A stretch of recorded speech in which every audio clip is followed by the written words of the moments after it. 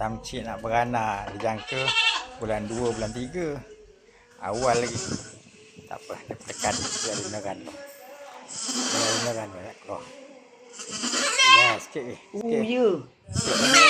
Ya. Okey, boleh. Boleh. Loh. Boleh. Dah keluar. Boleh. Go. Okey. Ada sikit dah keluar dia punya tu. Kaki. Go. Dah keluar dah kaki dah. Lidah ke kaki ni? Muka kepala dulu. Kepala dulu. Hitam juga. Lagi tamcik. Hitam juga. Go tamcik. Boleh. Go. Boleh. Go. Dia lidah nampak tak? Lidah. Cadam. Tak hantam kan? Okey, terus. Okey, tamcik. Okey. Tamcik, okey. Boleh. Go. Tamcik. Go. Okay. A bit more. Lagi, tamcik lagi. Lagi. Lagi tamcik, lagi. Terus.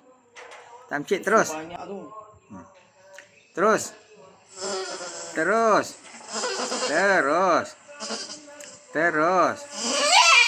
Lagi.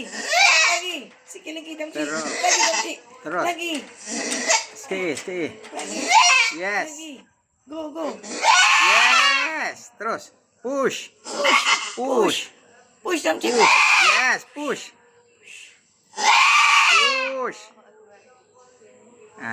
Beranak kan?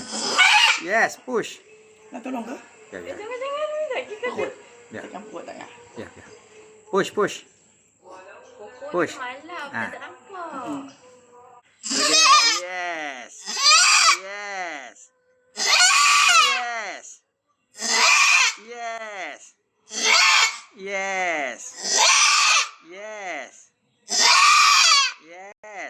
Lagi. Sikit lagi. Come on. Sikit lagi. You can do it.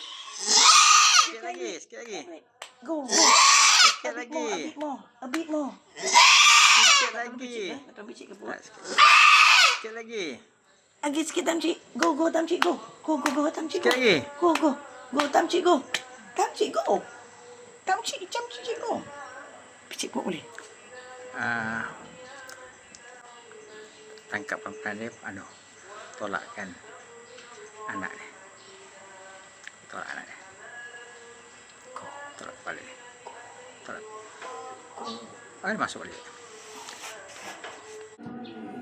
Terus. Cantik, terus. Dia laki lah. Terus, cantik. Kan. Cantik, kan. Jangan. Biar dia keluar sendiri. Cabut balik lah. Cantik, cepat. Hitam juga. Bapaknya hitam. Cantik. Kaki lagi satu ni.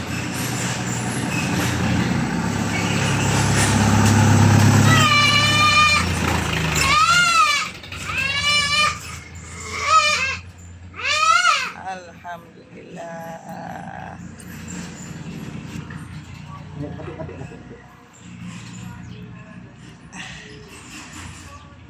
Alhamdulillah ya Allah. Terima kasih tamcik.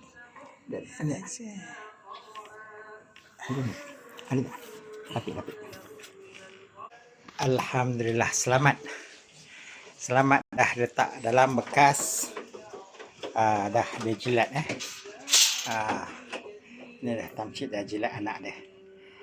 Ini belum beritahu nama. Ni hari Jumaat. Jantan ada telur tadi. Ada telur jantan. Harap ada seekor lagi. Harap-haraplah. Okay. Doakan dia membesar. Kita nama dia Jumaat. Alhamdulillah.